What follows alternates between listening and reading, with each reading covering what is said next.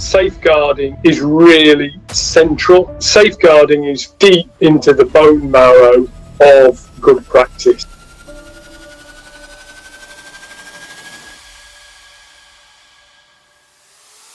Abuse can be a wide range of it. It can be physical abuse, very scary, obvious kind of abuse. It can be sexual abuse. It can be financial abuse, psychological abuse, discriminatory abuse, and there's like acts of omission. And CQC will necessarily throw the book at something going wrong, doing something wrong but not doing anything about it or not reporting. So don't be afraid if something bad does happen.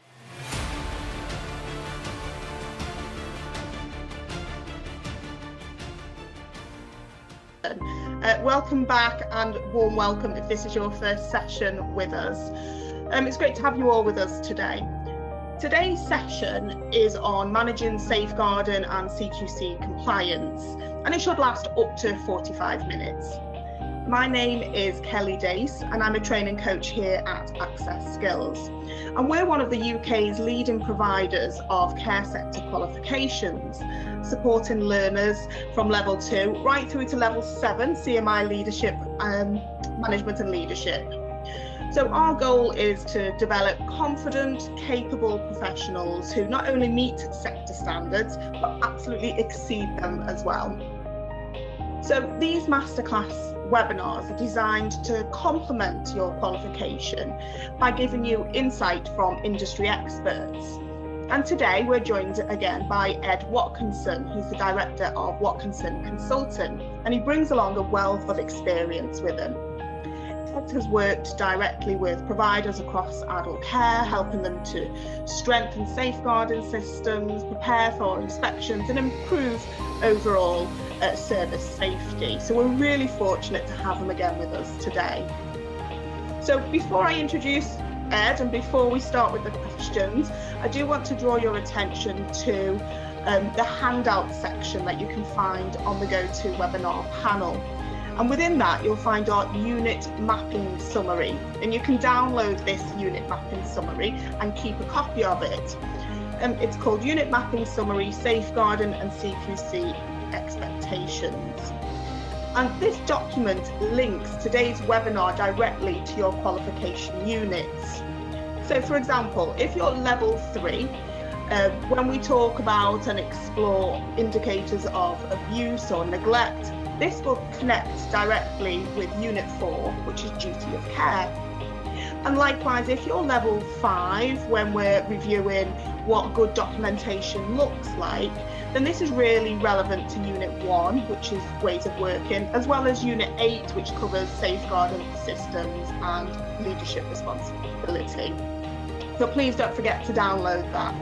And as you listen to today's discussion, keep in mind how Ed's answers not only help you with your day-to-day practice, but also how they can support you with your assignments as well.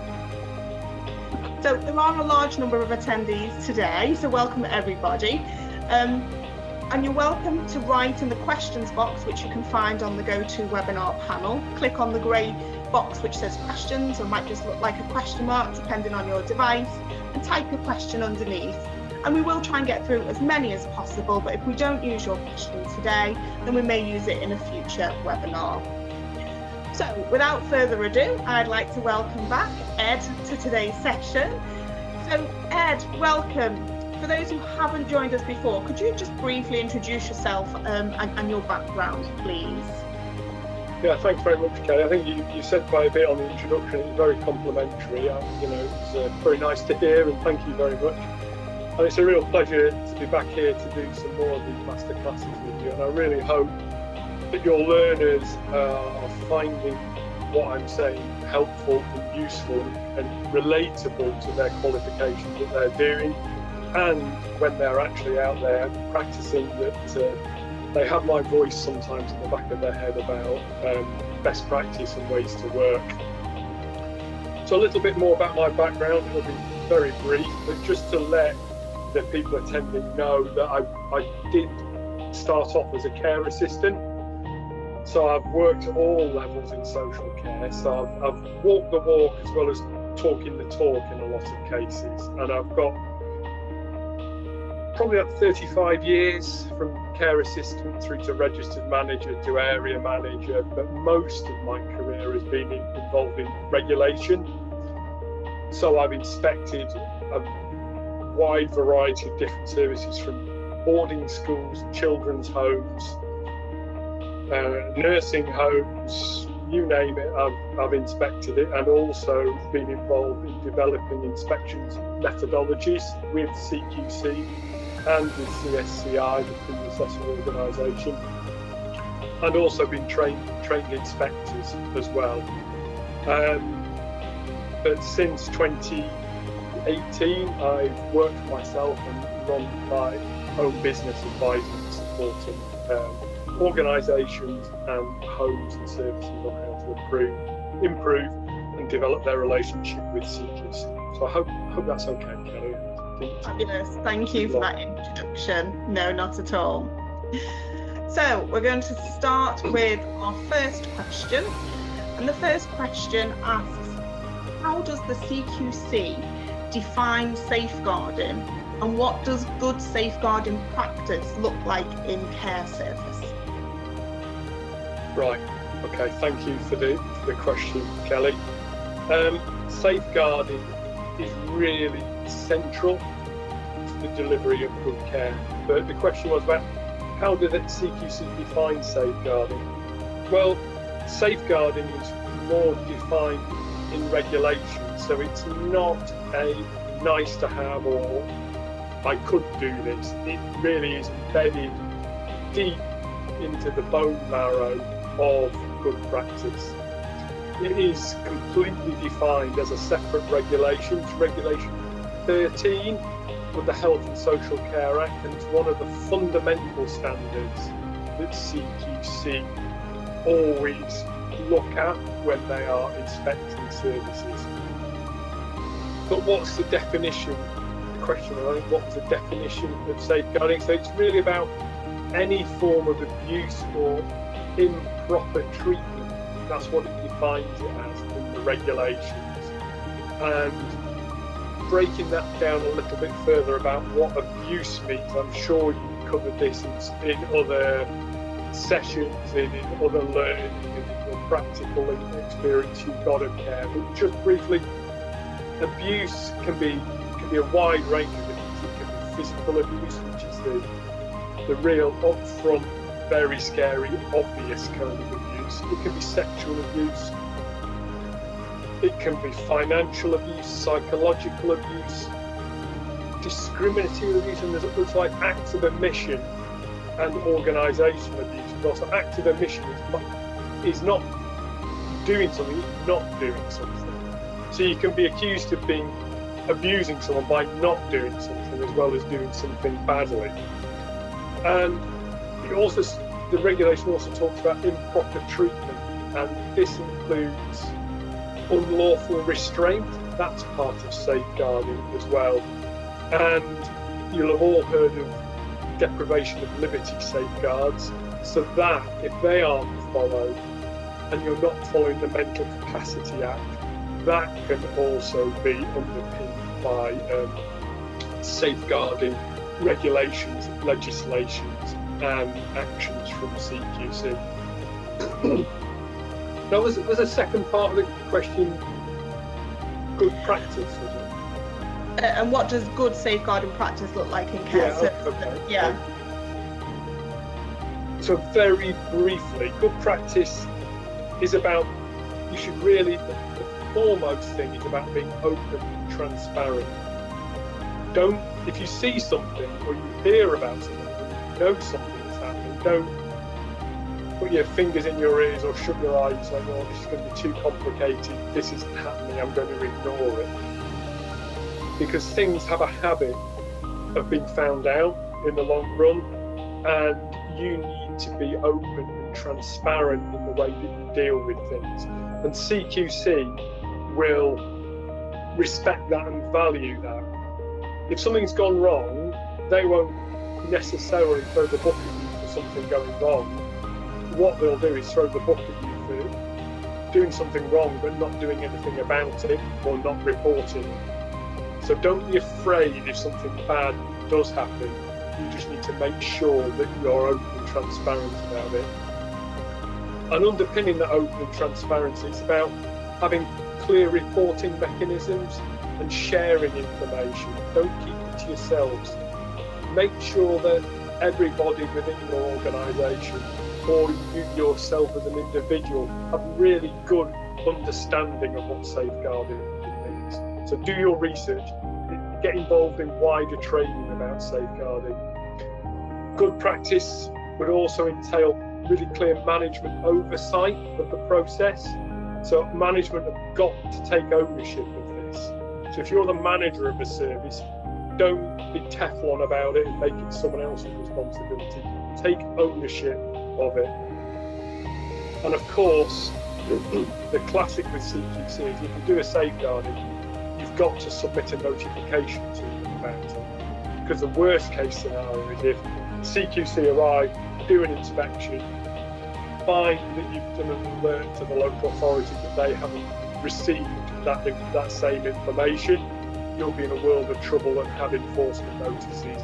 Your rating will be severely affected. So that's a very brief overview of what good practice can look like. That's a really strong foundation to start with there. Thank you, Ed. So moving on to our next question. Why is safeguarding so central to the safe and well-led key questions in the CQC framework? Well, really, it's a clue in the title. Safeguarding is all about safety, and it's all about being well-led. But in a little bit more detail, because I'm sure your listeners and viewers will want a little bit more information before we meet the question too. It is, like I said in the previous, it's about being underpinned by the regulations. So safeguarding is underpinned by the regulations, and as such is central to the quality statement.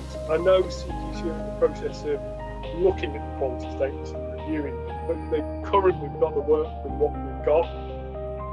And under SAFE, there are numerous quality statements safeguarding could fit under.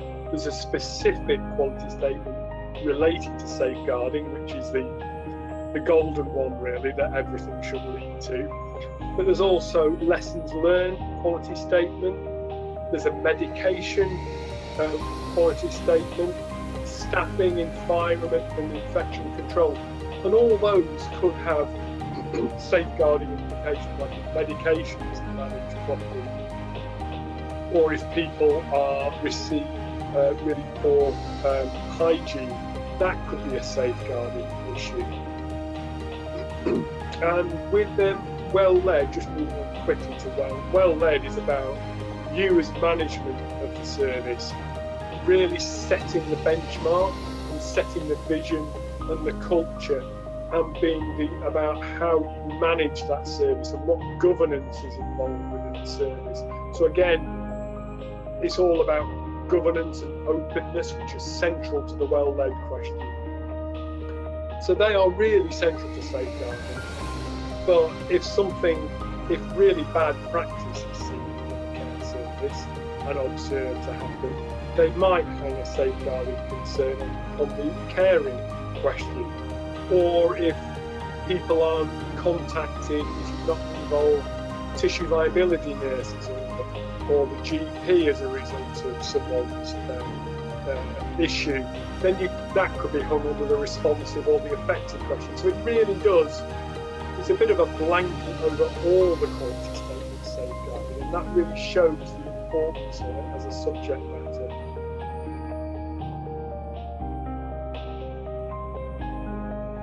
Fantastic.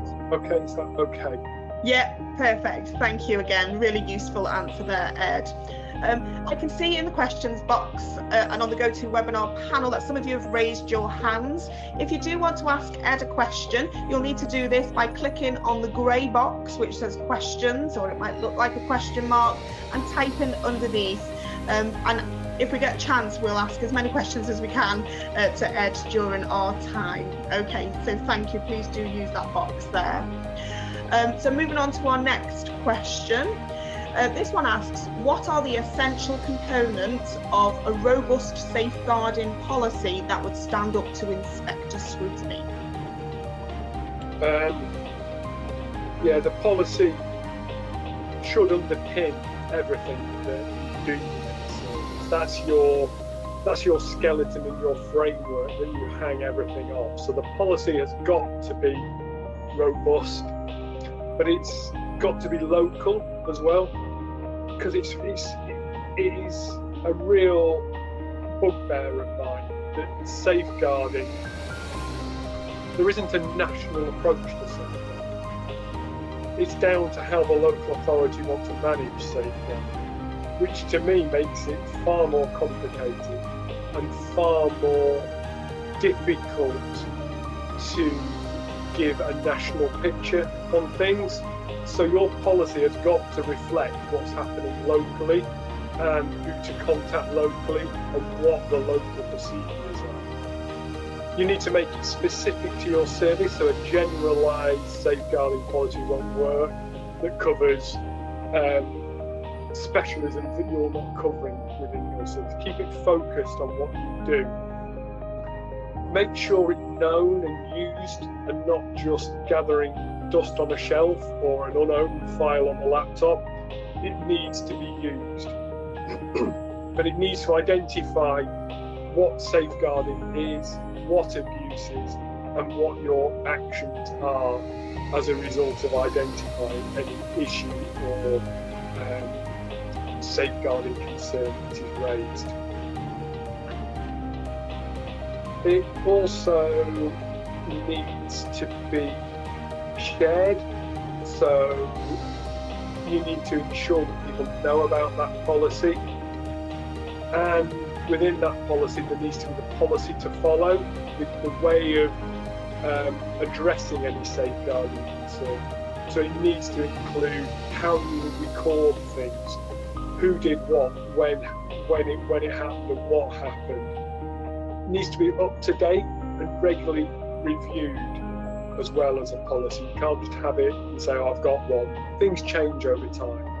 Things might need to change as a result of what you've done or had any safeguarding concern. But most importantly, the policy is a policy. And most importantly, it's how it is used. You know, having something that says what you'll do is not the same as doing it. You need to make sure that you do it and not just rely and say to inspectors or something, oh, we've got a policy, everything's great. Then you need to evidence that that policy is known, understood, shared and followed through when needed to be. Thanks, Kelly. That's really great breakdown there, really practical information for the learners and listeners today. Thanks, Ed. So moving on to our next question, we've been asked, what are the most overlooked early indicators of abuse or neglect that staff should be more aware of? Right. You'll probably be covering this in other areas of your training as well, and other aspects of the courses that you do with access skills. But just really, it's about knowing the person. If you know the person well and operate in a person-centred way, you need to watch out for changes within that person. So changes in behaviour or mood are real indicators that something might not be right and might lead or indicate that something isn't going well for that person. Whether they are eating less or the diet is changed.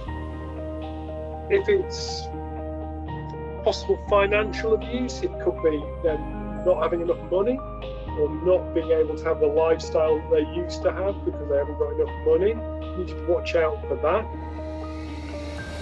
Changes in sleeping pattern are a real indicator of someone's being unhappy or a bit more fearful or afraid of something that has happened, or dwelling on the fact that something has happened to them they don't want to happen again. Leading on from that, you might have reduced interest in their appearance or personal care. They might not dress appropriately. They might take the take themselves away from activities of the community that they used to be part of. They might become more isolated and afraid. They might react differently to particular individuals or situations, which might be an indicator of something that has happened to that individual that could be deemed safeguarding. And perhaps most obviously, if you look at the person, if they've got unexplained bruising on them, that should be a real indicator that how did that bruise occur? What's the backstory to that bruise? And if it's unexplained, then that should raise some questions and some further investigation into that. Is that okay? But I know you will cover that in other areas of your learning, but that is just something to have in your back of your mind if you're supporting people and working with people.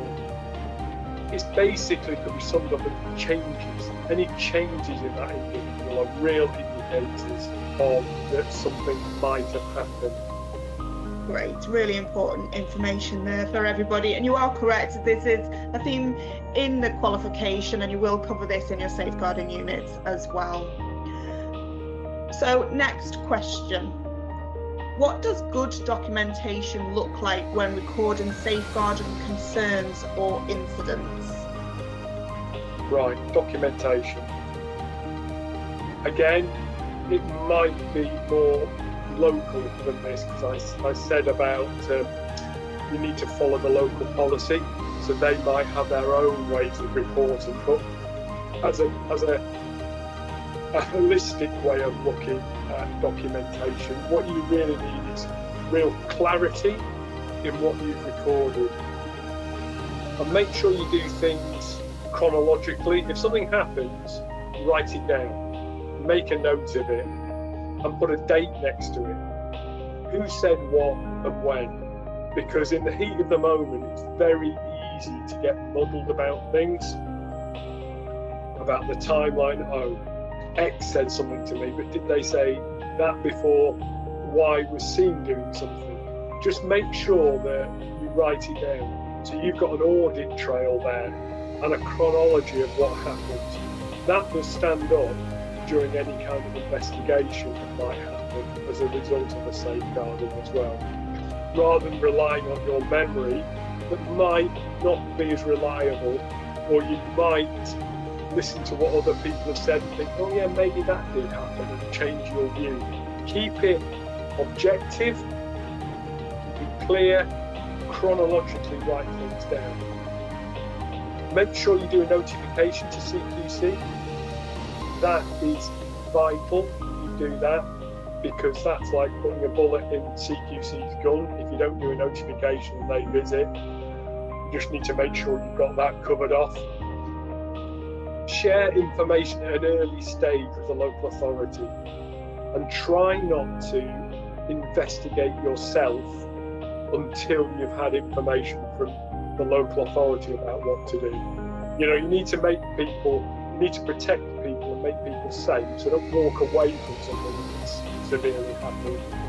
Phone up the local authority and say, what can you do? Make that person safe, but don't get involved in overly investigating until you've had conversations with the local authority. Make sure there's an action plan of things that the local authority have said, so you can work through that, deliver what the requirements are, and be transparent with the local authority as far as progress is concerned. And I found that a really good overview of the way of recording things is developing a tracker. So it's an online tool that says what happened, when, what actions have been taken, and importantly, when that safeguarding alert has been closed. So you can put that one to bed and move on. So it's not hanging over. Try and get things resolved and closed down as quickly as possible.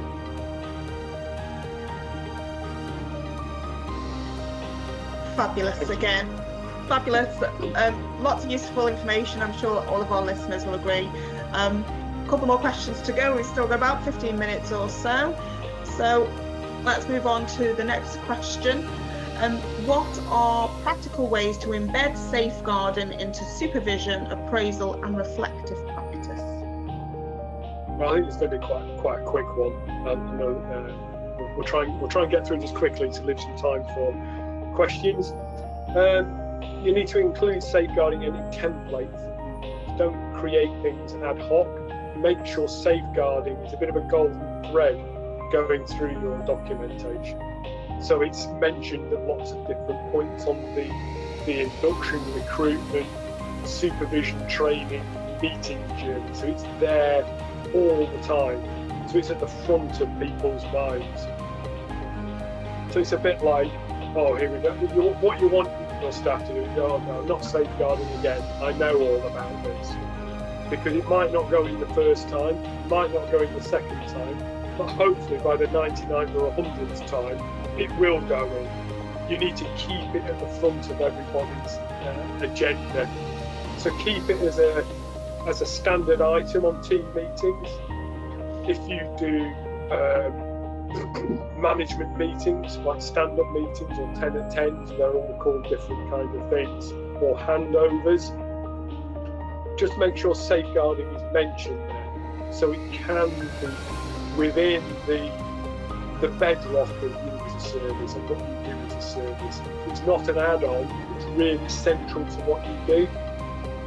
You can also develop scenarios to understand and test understanding internally, to give people real-life practical experience of what has happened, and make safeguarding like a business as usual activity. So everything that I've said earlier on in this question, just make it and test it that it is understood and seen as business as usual in your organisation. Great, really great reminder that safeguarding isn't just a one-off conversation but a continuous process as well there, Ed. It has to be, because if things are done on an isolated one-off basis, they'll slip. Yeah. They won't be recognised or dealt with in an appropriate way. You really need to keep it so it's like oil on top of a jug of water. Think of safeguarding as the oil on top of something. You've got to get through the oil to get to what you really want. Yeah. Love having your analogies thrown in there as well. Well, sometimes they work, sometimes they don't. We'll see how that one lands. Okay, let's move on to our next question, and this one asks, what does a strong lessons learned process look like after a safeguarding incident or a near miss? Well, lessons learned is all about transparency, because you won't learn unless you've been honest with yourself. So you need to be transparent, honest, and have a clear review of the incident and an action plan to unpick what happened. One really well-used process is called root cause analysis to understand what happened. So you basically go back to before the event happened, look at what the situation was, review the actual event itself, who was involved, what happened, and what did you do as a result of that. Unpick each stage of that and see where it could be improved for the next time. Well, not even the next time, just hope that you put systems in place to make sure that that doesn't happen again. So it's about being really honest with yourselves and transparent and clear in what you do. And it is what it says on a tin, it's a lessons learned. And it's actually it's the first quality statement of the SAFE. So it's the first thing that CQC will look at, is lessons learned. What has happened?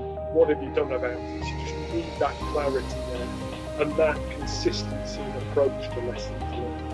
And CQC will look at that in a very favourable way. So another way of, if you flip lessons learned on its head, you could say it's an improvement agenda, which has got a much better spin on it than lessons learned. Lessons learned is improvement with a different hat on. Yeah. Fabulous, really helpful answer again, especially for those services recovering from any previous issues as well. So some really insightful information there. Do you have, so the next question follows up nicely here. So do you have any examples of services that have turned safeguarding performance around, and what actually made the difference? That's a good question. Probably lots. I'm trying to filter out one that might really hit the mark. Medication is a classic one that safeguarding concerns can be raised about. So if there's lots of medication errors, like people who give too much medication or have missed a vital medication, they should be seen as safeguarding concerns. So what can you do about that? You can sort of make the issue beyond safeguarding and relate it to good practice. So remove safeguarding from the agenda to a degree, but review it as far as what's good practice. And that will make it less emotive and less personal to that individual. So it's about reviewing the practice that underpins medication. That's the way that you can resolve the issue. Don't make it specifically about that individual, what that individual experience, but look at how you can make the whole process better. So with medication, I've seen it that what the service did was really improve the auditing of their MAR sheets to make sure that things happen when they were meant to happen. They had auditing of the stock control. They observed medication being administered. So it was observing the practice concern. Staff were retrained and reassessed and signed off as being competent. And the manager really needs to be, or the senior clinical lead or someone needs to really be involved in observing practice and monitoring practice and giving that guidance and leading by example. So with medication, it should be a reasonably straightforward thing to manage and turn around, because if an error has happened, it's a tangible thing, and you can point a finger and say, oh, that medication was missed. Why was that medication missed? But then put in the safeguards and the guidance and the support and the training to make sure that it doesn't happen again. Like, anyone can make a mistake once. To make the same mistake twice is unforgivable, really, and points to a service error or something that you've not done that you should have done. You asked two, was it two you asked? So you can give as many as you want, Ed. So if you've got another example, that's fine. I've got another one. It was a service I was in a few years ago, and it was about the development of pressure sores. It was a tissue viability issue. So these were acquired within the home. So really, that shouldn't be happening, really. If someone acquires a pressure sore at home, there are some serious errors. So the way they turned that around within this service was I've spoken about not being isolated, being transparent and open, not working in a silo, but using community resources well to improve your service. So they really delved into all the resources of the tissue viability nurse and that team, so they could sought advice and use that advice rather than putting blinkers on thinking, oh, we can sort this out ourselves without anyone knowing about it. They raised awareness about what causes tissue viability concerns or pressure sores across the whole staff group. So it wasn't just nurses that were aware of it, care staff were as well. So if they were giving personal care to someone, they spotted the signs as well. So if someone had a bit of redness on a bit of their body, they would flag that up. So it wasn't just like, oh, that's not my job, that's the nurse's job to deal with all the tissue stuff. So it's about sharing the responsibility wider. That was a big help for this service. And then again, it's a theme of safeguarding. It's about clear recording timelines.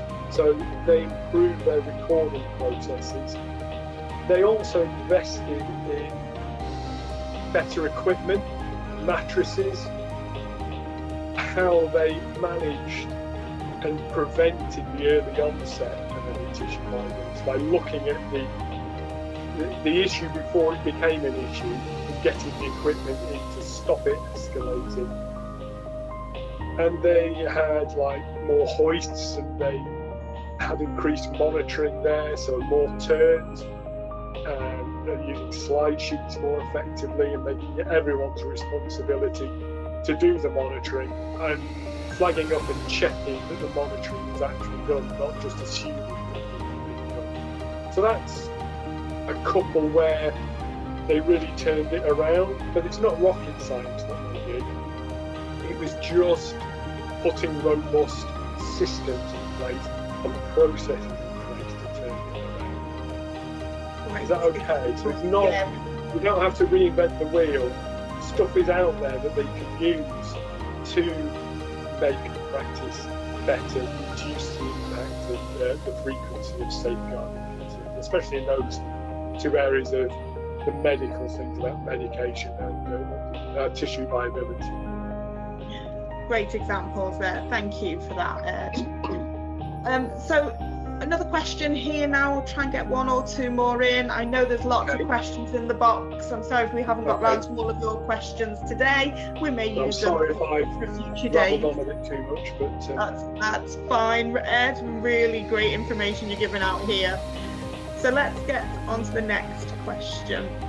So during an inspection, what types of staff and resident conversations are CQC most interested in regarding safeguarding? CQC, if they're talking to care staff about safeguarding, they won't want a lot of information, really. They will ask you some very straightforward questions about, for example, when I was an inspector, I used to say, what would you do if you saw any signs of abuse? And if you can come up with a good, clear answer, oh, I'd tell the manager, oh, I'd tell my supervisor, I'd report it, that would generally be enough. What you don't want is staff that don't know or are unclear or don't want a conversation with CQC. What CQC will do then is start digging, and what you don't want is them to dig, because if they dig, they'll want more detailed responses and more detailed answers, which is then you end up having to give a lot of thought to your responses. There's a chance that you might delve into areas that you're not very confident about. They also might ask, what would you do if you suspected the manager of being abusive? So then the care staff would need to say, oh, well, I would inform the local authority. I would tell someone outside the organisation. I'd go to CQC about what was happening. They would also, CQC may also in conversations wrap safeguarding up with other subjects that are quite similar to safeguarding and are all seen as similar kind of things. So they might wrap it up under questions about people's capacity or duty of candour or deprivation of liberty. So they might ask you questions about that, but if you answer about capacity and doles, they might be satisfied. Oh, they understand about that, and therefore we don't need to ask more about safeguarding. Like I said, they'll only ask more questions if they're not satisfied with the answers. And CQC also, if they're observing practice, will use a thing called SOFI, which is a short observational framework for inspection. So that's basically when they turn into a fly on the wall at the service. They'll sit themselves in a communal area, and it's amazing how it works. Staff just forget they're there after about 10 minutes, but they don't say anything, they just sit there and observe practice. So they will use observation as well as asking direct questions, and they'll want to see respectful conversations. They'll want to see care staff talking to residents or talking to people who use the service about what their experience is, being person-centred. And if you're person-centred and respectful, that will satisfy them as well, that you're coming from the right place as far as understanding what the needs of people are, and will be more assured that the service is managing safeguarding in a clear and transparent way. I think that's You've answered them all. Have I? No more. Have. So we've got a few questions in the questions box. I'll try and pick out a couple that come through here. If they're not appropriate, then please just say, let's have a look. So somebody's wrote, is it a safeguarding concern if the individual refuses their medication regularly and they don't have capacity? What's the best practice to go about this? If they're refusing, I would say in that situation it's more the best interests. If they're lacking capacity and refusing medication, it's not really a safeguard, because what would safeguarding do about it? Safeguarding would say, well, they've not got capacity, how are you managing that capacity issue? And the way to resolve that is through the best interest process. So you get more people, you get a multidisciplinary team involved to come up with the best thing to do. Because if the person, there might be all sorts of different circumstances underpinning that. It might be that that person is at the end of life and is rejecting their medication, or can't see the point of that medication, which is fair enough, you know, but it'd be down to a multidisciplinary team to decide. So in that situation, if it's an actual example that you are managing and dealing with, talk to your manager, talk to your safeguarding, because I don't want to give you wrong advice here, but my view would be it's more of a best interests issue that needs resolving down that line rather than the safeguarding issue. Thanks, Ed. I'm going to squeeze in another one here. Somebody has asked, is staff choosing not to attend a run in domiciliary care setting a safeguarding issue? We understand that things happen, but willful non-attendance doesn't seem right. I need to be able to explain this clearly in staff training. I would say it's more of a issue of going down your HR line and your disciplinary, internal disciplinary line than a safeguarding issue. It would be a safeguarding issue if that call was missed and that person received harm as a result of that call being missed. But I presume if you are a running service and someone has said they're not going to attend that person, you would find someone else to do that call. If that person didn't receive the care that they needed as a result of you not providing that care, then that is potentially a safeguarding. But if it's that individual that's not turned up to do, or refusing to go that way or do that call on that run, it's an internal disciplinary HR matter and potentially a misconduct, and you can dismiss that person. But again, seek HR advice on that one. Fabulous, thanks Ed. I can see more and more questions coming in as I was talking then, but we are out of time, I'm afraid. I'm sorry if we never got round to your question today. Ed, thank you so much for your insights and your expertise once again. It's been incredibly valuable and very practical for everybody who's listening. If anybody wants to get in touch with Ed direct, you can visit his website, which is watkinson-consulting.co.uk, or email him at ed@watkinson-consulting.co.uk. And for any training needs, you can contact us at Access Skills. You can find us online, which is accessskills.co.uk, or you can give us a call on 0121 510 2169. So don't forget, everybody, to download your mapping summary from the handout section as well, and think about how Ed's answers can be used within your assignments as well as your practice on a day-to-day basis. Ed and I are back in 2 weeks' time for our next Ask the Experts session, and it's going to be a festive edition. So we are meeting on the 10th of December at 11 AM, and we'll be looking at planning for Christmas. So watch out for the communications and get registered for our next session. Ed, thanks once again, and thank you all for attending and listening. Goodbye, everybody. Thank you very much.